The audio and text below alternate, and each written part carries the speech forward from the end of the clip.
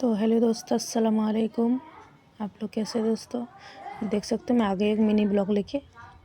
मैं और मेरी बेटी नीचे थोड़े से खड़े मसाले लेने आ गए। हमारे घर में थोड़े मसाले ख़त्म हो गए थे, तो आप देख सकते हो मैंने थोड़ा थोड़ा करके सब मसाले ले लिए यहाँ से ख़रीद के। पापड़ वगैरह सब कुछ ले लिया मैंने, जो जो ख़त्म हो गए थे हमने ले लिया। तब यहाँ से मैंने ये देखिए,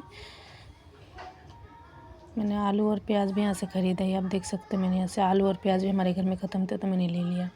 तो दोस्तों मैं आप लोगों से एक बात कहना चाहती हूँ, शेयर करना चाहती हूँ एक बात।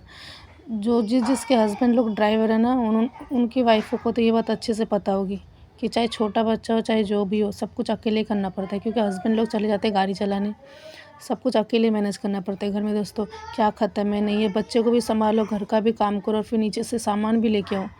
तो जो ड्राइवर की वाइफ़ है ना, उनको तो ये बात अच्छे से पता होगी कि ड्राइवरों की वाइफ़ की ज़िंदगी कैसे होती है। सब कुछ अकेले मैनेज कर लेना पड़ता है। तो ठीक है दोस्तों, टाटा बाय बाय।